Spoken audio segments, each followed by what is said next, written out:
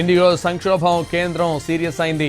IndiGo సీఈఓపై వేటు వేసే అవకాశం ఉంది. సీఈఓ పీటర్ ఎల్బర్ట్స్ తొలగించేలా ఇండిగోకు ఆదేశాలు జారీ చేసే అవకాశం ఉంది. అలాగే ఎయిర్లైన్పై భారీగా జరిమానా విధించేందుకు సిద్ధమవుతోంది కేంద్రం.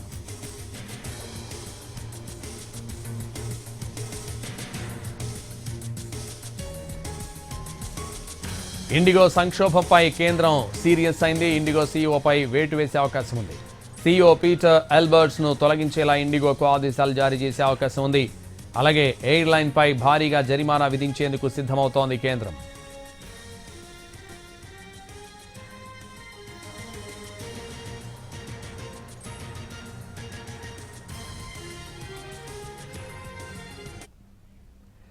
ఇండిగో సంక్షోభంపై కేంద్రం సీరియస్ అయింది. ఇండిగో సీఈఓపై వేటు వేసే అవకాశం ఉంది. ఇదే విషయానికి సంబంధించి మరింత సమాచారం మా ప్రతినిధి ఢిల్లీ నుంచి రాజు అందిస్తారు. రాజు, ఇండిగో సీఈఓపై వేటు వేసే అవకాశం ఉన్నట్టు తెలుస్తోంది. దీనికి సంబంధించిన డీటెయిల్స్ ఏంటి?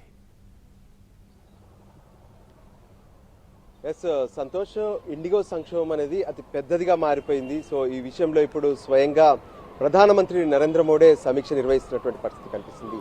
ఎందుకంటే గత 4 రోజులుగా ఇండిగో చేస్తున్నటువంటి రద్దు అనేది పెద్ద ఎత్తున ప్రయాణికులందరూ కూడా ఇబ్బందులు పడుతూనే ఉన్నారు.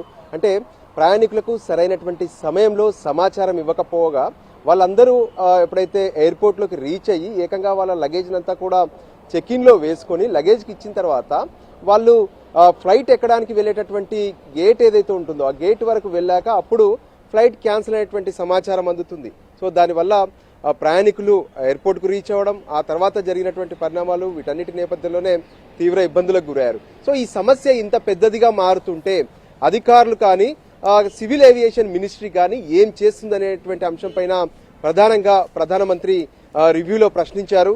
సో దానికి సంబంధించి డీజీసీఏ కూడా ప్రత్యేకమైనటువంటి నోట్ సమర్పించింది.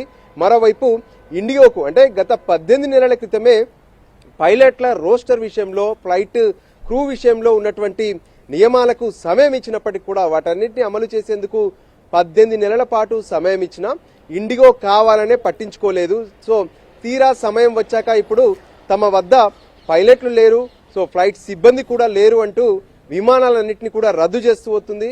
సో ఫైనల్గా ఇప్పుడు ఎవరైతే గతంలో తీసుకున్నటువంటి డీజీసీఏ తీసుకున్నటువంటి ఎఫ్డిటిఎల్కి సంబంధించి అంటే ఫ్లైట్ డ్యూటీ సంబంధించినటువంటి ఆ టైం లిమిటేషన్ ఏదైతే ఉందో ఈ విషయంలో కూడా నిన్న రిలాక్స్ ఇస్తూ మళ్ళీ డీజీసీఏ నిర్ణయం తీసుకుంది. వాస్తవానికి ఆ నిర్ణయాన్ని తీసుకున్నదే ప్రయాణికుల సంక్షేమం కోసం, వాళ్ళ భద్రత కోసం. సో మళ్ళీ ఇప్పుడు ఎందుకు వెనక్కి తగ్గారు అనే విషయంపైన కూడా ప్రధానమంత్రి డీజీసీఏ అధికారులను ప్రశ్నించారు.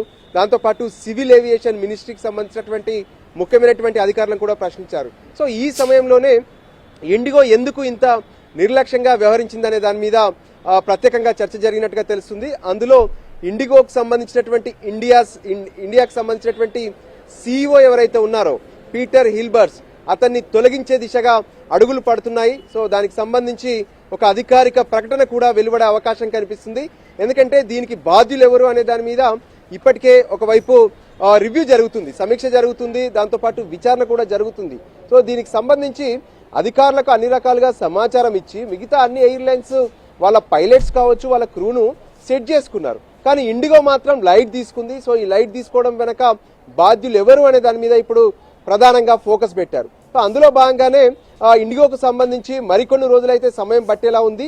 సో ఈలోగా మరి ఇప్పుడు జరిగినటువంటి ఈ సంక్షోభాన్ని ఎలా సరిదిద్దాలనే అంశం పైన ఫోకస్ పెట్టినట్టుగా తెలుస్తుంది. అందులో భాగంగానే మొదట ఇండిగో సంబంధించినటువంటి ఇండియా సీఈఓను తప్పించడంతో పాటు ఇండిగో పైన పెద్ద ఎత్తున ఏ విధంగానైతే ఫైన్ వేసే అవకాశం కూడా కనిపిస్తుంది. ఇదంతటికీ పెద్ద ఎత్తున డ్యామేజ్ జరిగింది. సో దీన్ని ఖచ్చితంగా పూరించాల్సిన అవసరం ఉంది. ఇటువంటివి మళ్ళీ జరగకుండా ఉండాలంటే ఇండిగోకు ఒక సరైనటువంటి శిక్ష కూడా వేయాలి. సో అటువంటి శిక్ష అంటే అది ఫైన్ రూపంలో వేసే అవకాశం కూడా కనిపిస్తుంది. ఇక మరోపక్క గత 4 రోజులుగా ఇండిగోకు సంబంధించినటువంటి విమానాలు రద్దు అవుతుంటే మిగతా ఎయిర్లైన్స్ మాత్రం పెద్ద ఎత్తున వాళ్ళ విమానాలకు సంబంధించినటువంటి టికెట్ల రేట్లు పెంచుతూ వస్తున్నారు. ఏకంగా ఢిల్లీ నుంచి హైదరాబాద్ రావాలంటే ₹1,00,000 వరకు పేయాల్సినటువంటి పరిస్థితి నెలకొంది. సో ఈ నేపథ్యంలో దానికి సంబంధించి కూడా ప్రత్యేకంగా కొన్ని ఉత్తర్వులు జారీ చేశారు. దేశవ్యాప్తంగా మొత్తానికి 15,000కు మించి ఎక్కడ కూడా టికెట్ ధరలు పెంచడానికి వీల్లేదు అంటూ కూడా ఇప్పటికే ఆదేశాలు జారీ చేశారు. మొత్తానికి ఈ కొనసాగుతున్నటువంటి ఇండిగో సంక్షోభం పైన ప్రధానమంత్రి స్వయంగా ఫోకస్ పెట్టారు. థాంక్యూ రాజు.